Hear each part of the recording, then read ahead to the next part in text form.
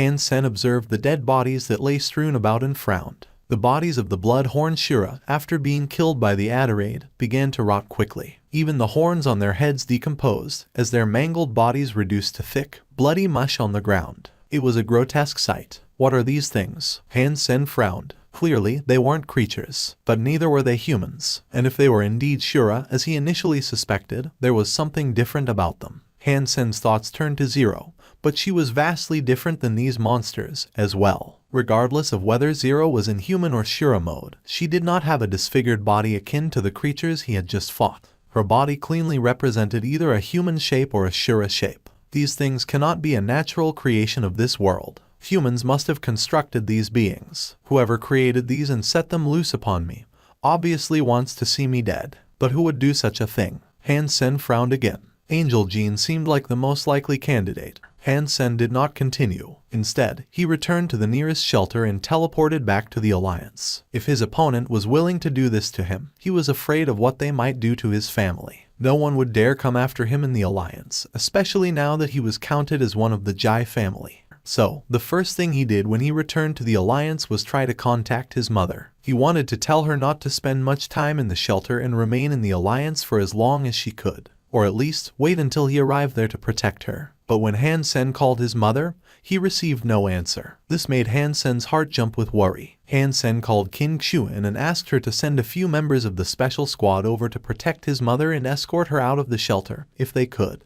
The Blue Crystal Shelter was near the Bukta Mountains, and Luo Sulan was out on a hunt under the protection of Wu Qinggang. Although she already had a lot of Geno points, her combat skills and prowess were still somewhat lacking. Mrs. Han, it would be best if you came with us. A leader of sorts stepped forward to speak, and as he finished his line, delivered a half-smile. Who are you people, and why should I follow you? Luo Sulan asked, frightened at their sudden approach. Do not worry, we do not plan on bringing you harm. We are here to bring you reunification with your son, the middle-aged man said. What happened to little Sin? Luo Sulan quickly asked. You will know once you come with us, the man said, with a frosted tone. I'm not going with you, Luo Sulan said, as she nibbled her lips. Why do you even bother talking to her? Just capture her already, another man coldly interjected. Okay, then, the other man then gestured with his hand, and the rest approached her. They knew all about Luo Sulan. She was a housewife who killed a few ordinary creatures to survive. She has been taken care of through the kindness of others, unable to fight for herself. They had already separated her from the assigned protector of the special squad, which meant capturing her would be an easy task to accomplish. You guys have parents. How do you think they would feel if they knew you were out here, attempting to kidnap a lone woman? Luo Sulan sighed as she spoke. Shut up. If you refuse to come with us peacefully, take one last look at that silky smooth skin of yours, before we cut it up and drag you away with us, Zhang Fang coldly told her. Just when Zhang Fang's hand was about to touch Luo Sulan, she raised her silky smooth hand and casually waved it in front of Zhang Fang's neck. Flop, he was only 2 feet away, and Zhang Fang's head was removed from his neck as if it were severed by an invisible knife. Have any of you ever felt hopeless? Luo Sulan's face was like ice. She did not look scared or afraid at all. She looked devoid of emotion, cold. Just cold. Their hearts shivered as chills ran down their spines. Blood spread all about like flowers. She quickly moved around, and with each directional turn, red syrup followed. Devil, you're the devil. Du Rajai was petrified with fear. All the elites around him, including Zhang Feng, and 2 with open gene locks, they most likely had the power to slay or capture a super creature. If they didn't possess such power, it would have been impossible for them to shake out 3 sacred blood creatures to attack and draw away Wu Qinggang.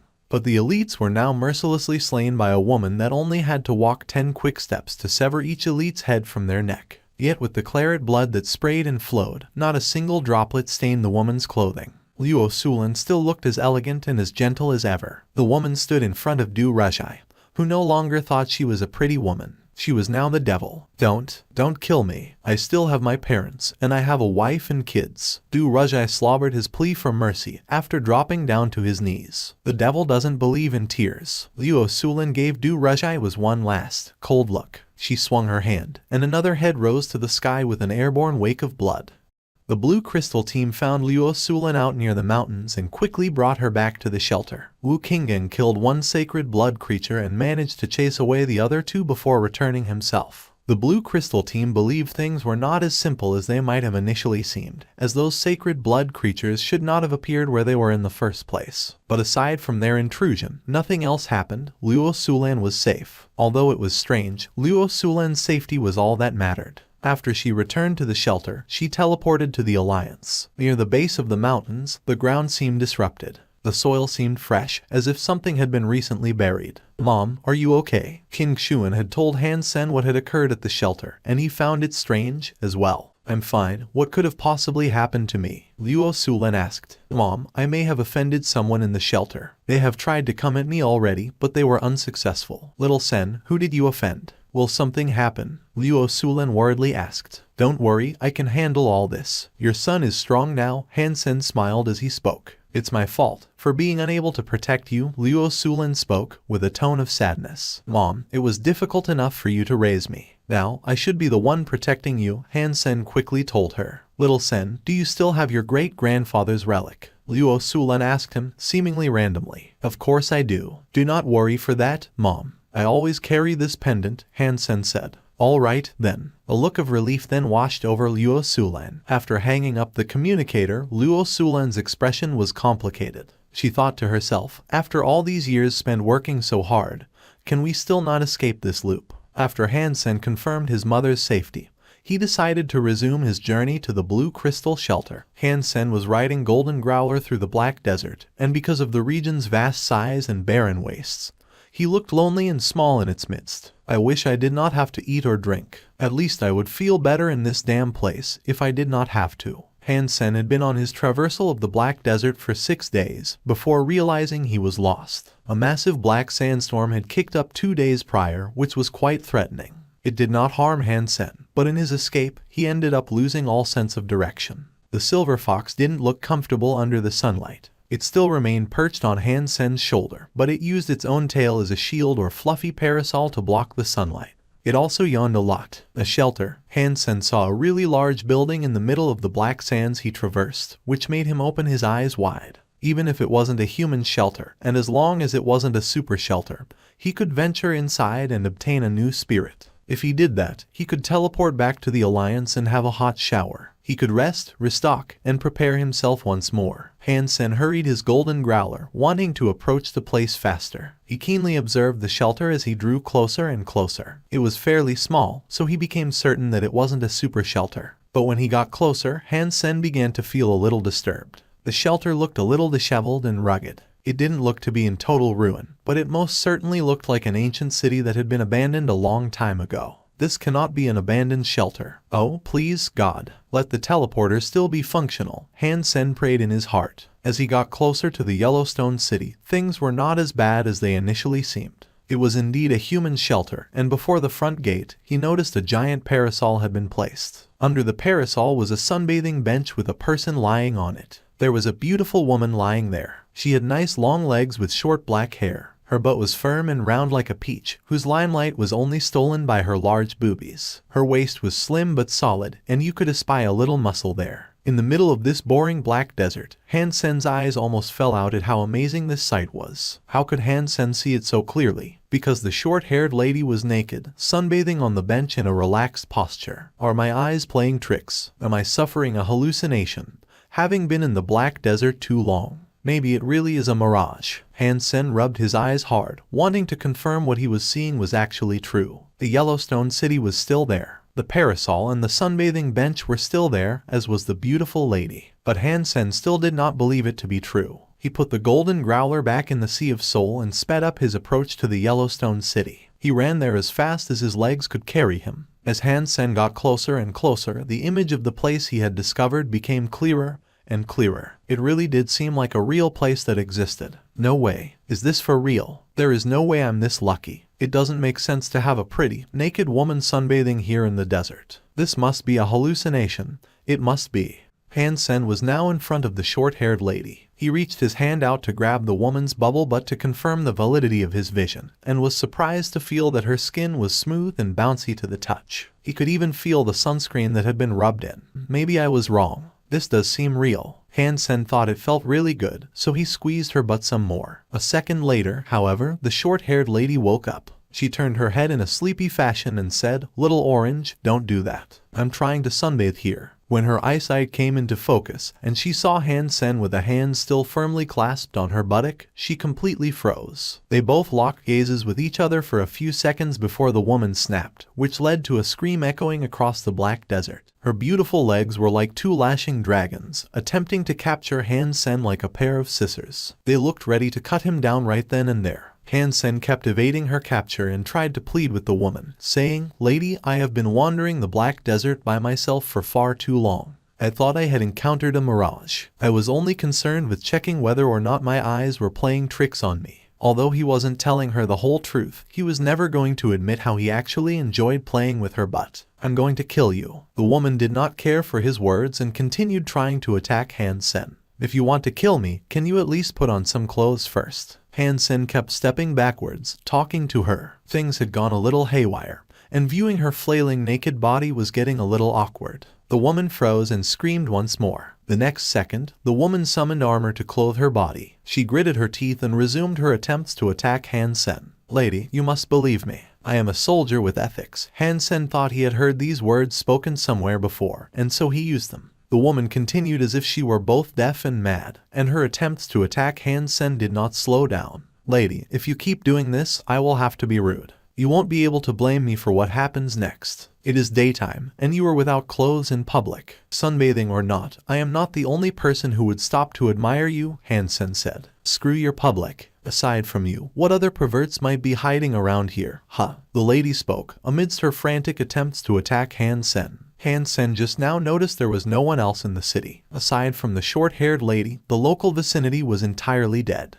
Even after using Dongshuan aura, he could not detect the presence of any other life forces in the area. "There's only you here in this city?" Han Sen asked the woman while dodging and blocking her attacks. The lady no longer answered him, and continued trying to attack Han Sen. Han Sen's principles were simple. If he was able to explain a predicament first, he would. If he couldn't, fight first and talk later. Han Sen then used one hand to grab the lady's leg and the other hand to grab her fist. Then he pulled and flipped her onto the ground. The lady used her other hand to try to fight back against Han Sen. He grabbed the fist and pulled her arm behind her back. Then, he pulled out the platinum chain on his waist and tied her legs and arms together. After that, he picked her up in one arm. "Asshole, let me go." The woman was very stubborn and was not keen to give up. She now tried to use her teeth to bite Han Sen, but from the way she was being held, she could not reach him despite her best attempts. "When you calm down, I'll let you go." Han Sen continued to hold the lady who had been tied up. He picked up one of her beverages and started to drink it. Cool. Han Sen drank 3 of her beverages and belched loudly. "You're an asshole, obscene and cheap. Don't touch my beverages." The lady became even angrier as she watched Han Sen consume her drinks. Han Sen ignored her and carried her into the city. The city was desolate. The ruined remnants of old stone houses were all that was there. Dust and sand had caked much of the ruins, and it looked like no one had lived there for many years. There was no trace of occupation to be found. Han Sen proceeded towards the plaza. A small shelter like this did not contain teleporters in ordinary rooms, only public ones in either the plaza or spirit hall. But when Han Sen saw the teleporter, he was disappointed. The teleporter appeared to be damaged and inoperable. Han Sen walked deeper and deeper into the city, but found little more than lines of ruined houses, sand, and dust. The houses were only 2 stories tall, but there was a spirit hall. The spirit hall stood out amongst the rest, at 4 stories tall. "Don't go in. Leave this place." "Why?" Han Sen noticed she finally appeared to be willing to talk, so he lowered his head to ask her. "You can't go in there because you can't." "Stop. Don't go in. There is a scary spirit in there," the short-haired lady quickly shouted. Han Sen lifted his lips and told her, "But it's such a small shelter. This is a noble shelter at the most, so what manner of scary spirit can possibly reside here? Besides, if there is one, how have you managed to teleport in and out of this place? There really is a spirit in there, and I have never left this place," the short-haired woman stressed. "Don't tell me those beverages came with you on a journey here." Han Sen was not buying her story. When the short-haired lady heard that, she thought about Han Sen not only squeezing her butt, but also drinking the beverages she had held onto for so long. And the fact he drank 3 all at once. Angrily, she said, "Yes, that is right, you big horny asshole. Give me back my beverages." Han Sen still did not believe her. Still carrying the woman, he approached the door and pushed it open. Han Sen had already used his Dongshuan aura to take a peek inside, but couldn't detect anything. Therefore, he believed she was lying. Don't go. There really is a scary spirit in there,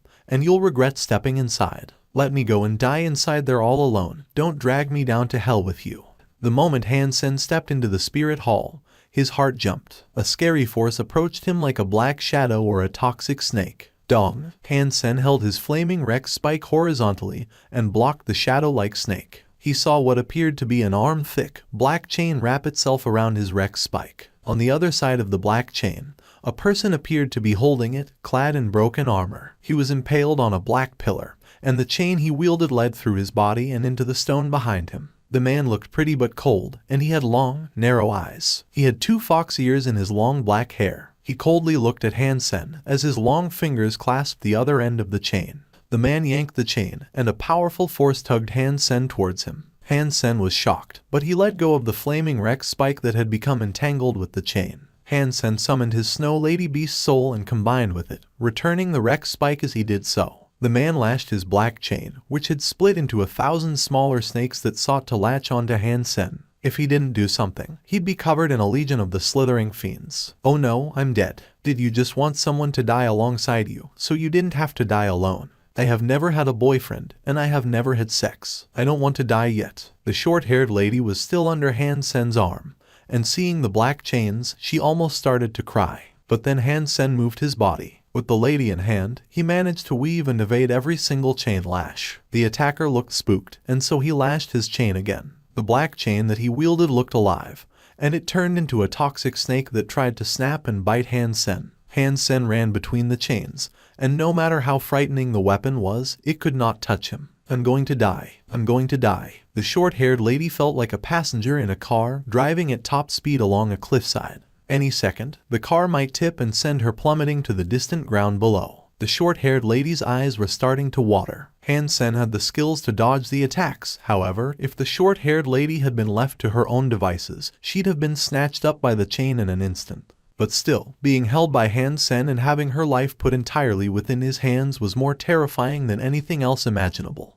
Han Sen's face was starting to look gloomy, though, and he was already pushing his Dongshuan Sutra to the max. All he could do was continue to dodge the man's chain, and no matter how much he tried, he couldn't find a window of opportunity sufficient for him to make an exit. This is a super spirit, that's for sure. But why has it been locked up in here like this? Han Sen pondered the peculiarity of Spirit's situation as he observed the hall in between his evasions of the attacks. There was no statue in the hall, just one black pillar. There were 2 black chains that were each as thick as an arm. They were wielded by the spirit, yes, but they were attached to the pillar through exposed wounds in the man's chest. The man had less than 1 meter leniency in movement, and the chain he used was one of the 2 that bound him to the pillar. Han Sen used Dongshuan aura but was unable to observe the man's energy. Han Sen tried escaping 6 times, but his withdrawal was prohibited each time by the chain. But still, the chain had yet to hit him, and Han Sen's continued evasion was fueled by his simulation of Light Son of God's energy flow through Dongshuan Sutra. After an hour of this, Han Sen finally managed to exit the hall. The spirit's full power was undoubtedly restricted by its binding.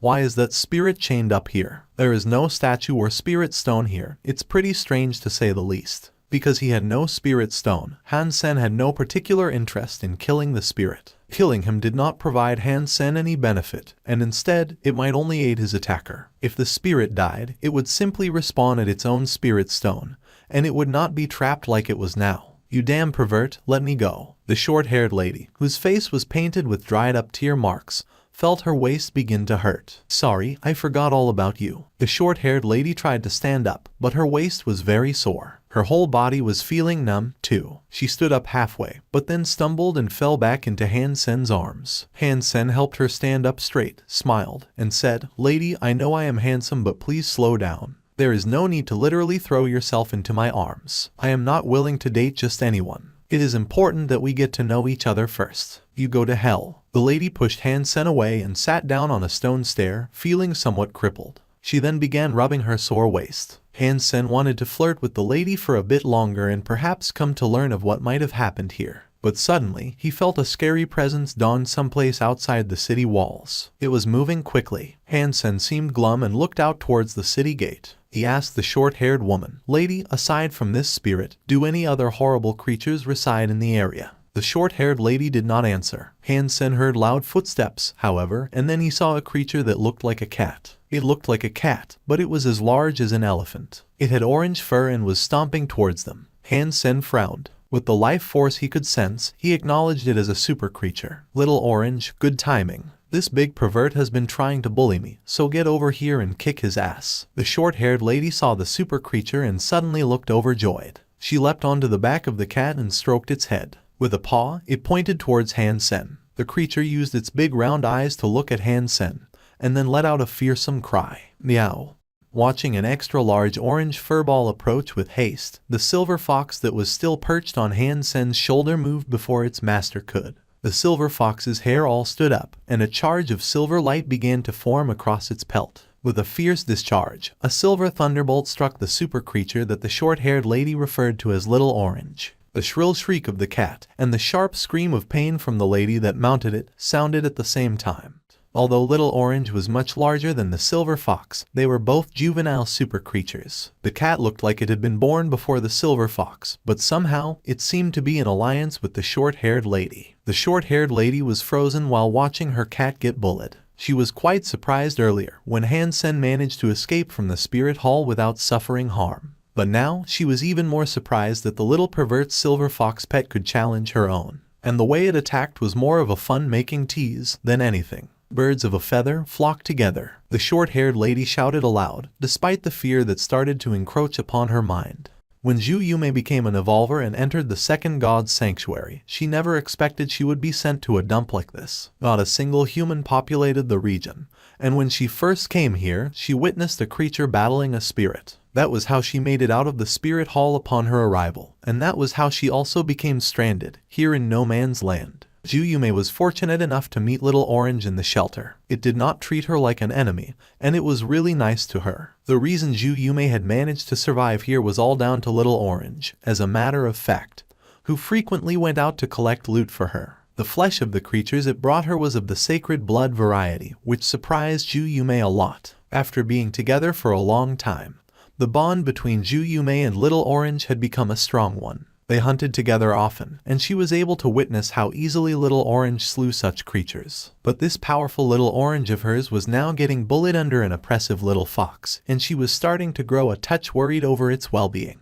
Zhu Yume turned to look at Han Sen with her concerned expression, but she was surprised to see him already walking closer. He wore a smile, and a horny glint twinkled in his eye as he returned her a gaze. What do you want? I'm warning you, I am a powerful evolver. Keep your hands to yourself and do not attempt anything stupid. Zhu Yume asserted a battle position as she gave Han Sen her warning. Her proclamations of strength were untrue, however, and the feigned tone of power she tried to force did not work. She lacked the intimidation she desired. After all, she had been easily restrained by Han Sen earlier, and now her greatest pillar of support, her pet Little Orange, was getting played with by the man's pet silver fox. Let me ask you a few questions first. If your answers satiate my curiosity, I will forget that orange furball ever tried to attack me. Otherwise, before Han Sen finished his sentence, he laughed twice with a menacing tone. Otherwise what? Zhu Yume's heart was struck with a chill after seeing Han Sen laugh. Since there are only the two of us here, whatever transpires between us can only be kept like so. If I am in a good mood, I will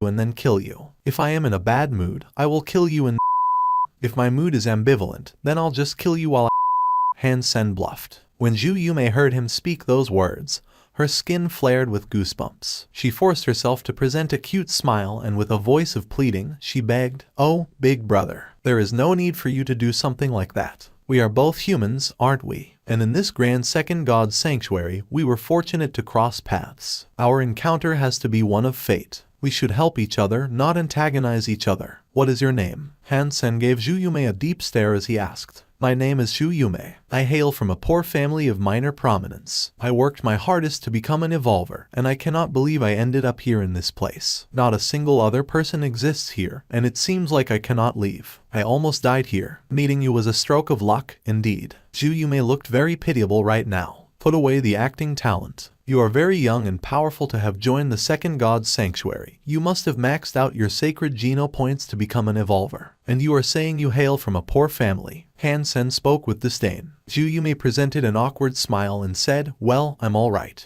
I'm poorer than most rich people, but I suppose I'm a little wealthier than most poor people. Just be honest with me. Do you think I won't hesitate to strip you naked and throw you into the spirit hall? Han Sen gave her a grim face as he told her this. Okay, brother, I will tell you everything you wish to know. Zhu Yume was spooked by Han Sen once again. Han Sen was then quickly educated on who she was and the relationship she shared with Little Orange. Zhu Yume was quite something, and she was a councilman's child. Although there were many children in the Zhu family, not all possessed power. But being an evolver with maxed out sacred geno points at such a young age suggested she was quite powerful amongst the members of her family. Han Sen then learned all about Zhu Yume and Little Orange's bond, which wasn't all too different from his with the Silver Fox. Such a thing was very rare, as creatures didn't often come to acknowledge humans as potential masters. Han Sen lay down on Zhu Yume's bench. He drank another one of her beverages, and at the same time, asked her questions that piqued his widespread curiosity. Zhu Yume's heart began to bleed when she witnessed Han Sen resume drinking her beverages. She had been saving them for half a year, but she had to concede and allow it and answer every question Han Sen posed. One can after another, Han Sen drank. He had been traversing the desert for quite some time,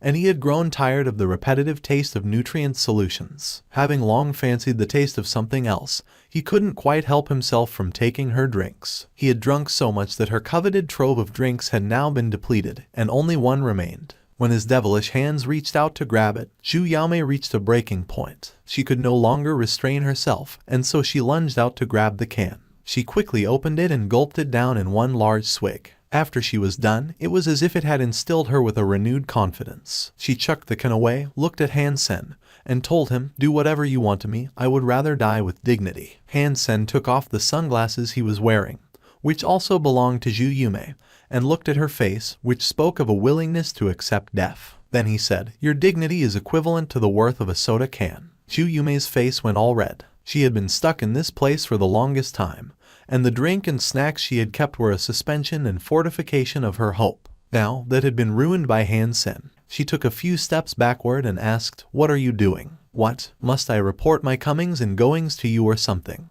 Han Sen smiled at Zhu Yume. "No, you aren't." "What?" Zhu Yume's tongue tangled itself, tripping her words. She looked happy. "If you really want to die, I can aid you in accomplishing this desire," Han Sen said. "No, you commit to your own deeds. I can take care of that myself." Zhu Yume was starting to talk nonsense. Han Sen ignored her, for she was just a young woman. He only wanted to tease her, not outright bully her. Pervert, horny bastard, asshole, animal, obscene, cheap. Watching Han Sen enter the city and end up a good distance away from her, Zhu Yume spoke as many profanities about him as she could. Thank you for watching. Subscribe and enable notifications so you don't miss the next chapter.